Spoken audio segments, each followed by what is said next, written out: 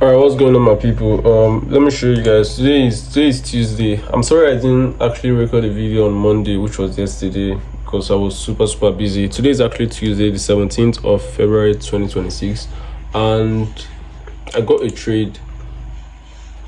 I sent a trade out. Let me show you guys the trade. I sent a trade out. This was the trade I sent out. GBP NZD 1 hour lookout, sell now, current market price.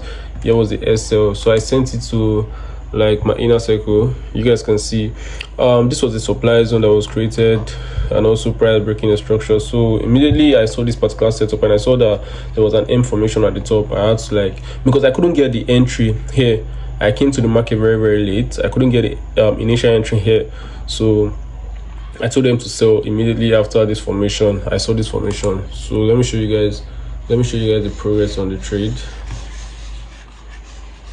What's up? All right, so basically this was actually the progress on the trade. Like I told you guys, GBP NZD 1 hour time frame. So you guys could see the structure of the market has been in a very downtrend, or a bearish trend, as you guys know. And you guys know how I trade. Supply and demand, clear break of the most recent structure, inducement, and also after seeing inducement, structure of the market. Yeah, so the structure was literally bearish all the way to the downside, and this was the supply zone that caused the break of this particular structure. So you guys can see I've identified the supply zone, and I've also identified the clear break of the most recent structure all the way to the downside. So here, inducement, I always tell you guys, the way I identify inducements are always candlestick wick rejection pointing towards a certain supply zone or a certain demand zone. So here was the inducement. Price mitigated the network, so price mitigated, and also I wasn't so active on the market when price mitigated this particular area. So when I saw this particular formation, that was when I told them to sell. I told everybody to sell. I sold the market because I saw like a good M formation all the way to like the downside. So price ran all the way, smash, take profit. There was actually a news on GBP, on pounds, that made the market drop all the way to the downside aggressively this morning, or today rather. Let me show you guys how many pips. You guys can see 144 pips. So that was 144 pips. We caught 144 pips on a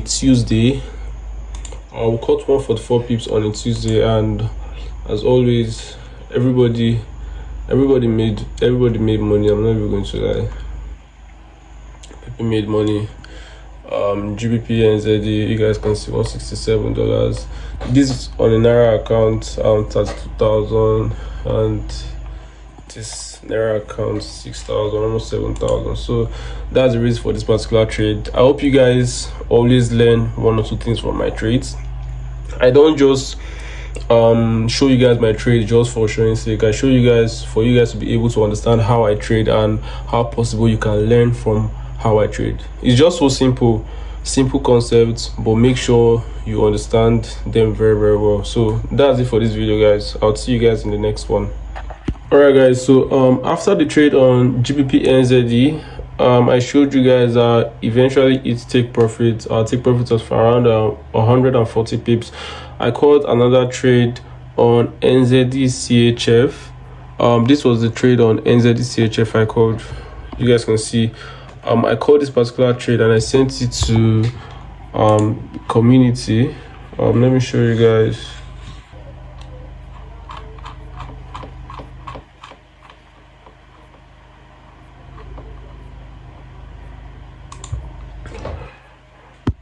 All right, here you go. You guys can see this was the trade when I sent it to the community. NZD CHF 4 hour lookout, buy limit 0.46070 SL 12 pips.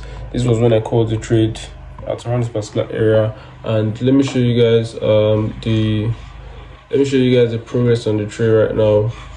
So here's what's happening on NZD CHF right now. You guys can see.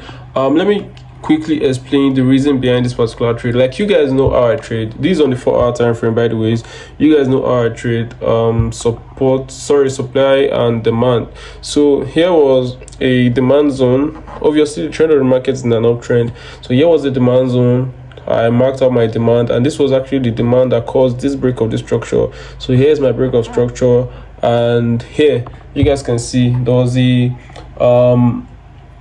candlestick wick rejection pointing towards the supply zone, or rather pointing towards the demand zone. So I knew that immediately price comes all the way to the downside, it's going to clear out this particular inducement and mitigate on the demand zone. So you guys saw another confirmation I got here, another confluence sweep of liquidity.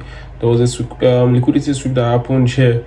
So this was the reason why I took this particular trade, and it was a sniper entry. I sent it before the trade even got there.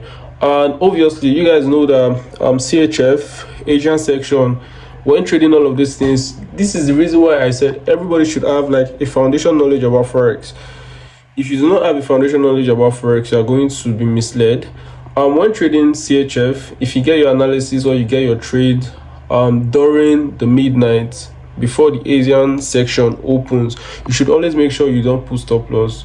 You do not initiate stop loss on your trade, and wait for the market, wait for the spread to settle, before imputing your stop loss, because majority of the brokers might kick you out even if this particular trade goes all the way to profit. It's not going to show on TradingView, but on your MT5 it's going to show that spread kicked you out rather. So this is how the trade is currently running. The trade has already run 1 to 2 risks to reward. So imagine risking 2% on this particular trade. I'm getting a 4 reward out of this trade. The initial take profit should be around a 1 to 2.87, almost 3 risks to reward.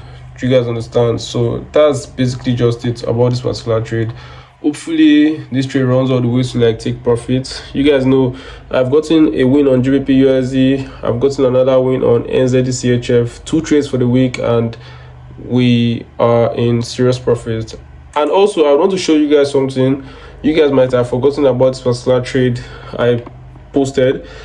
You guys, USD JPY, if you guys can remember this particular trade, the trade is running 200 pips, still holding to around 400 or 500 pips, but this trade is running currently 200 pips.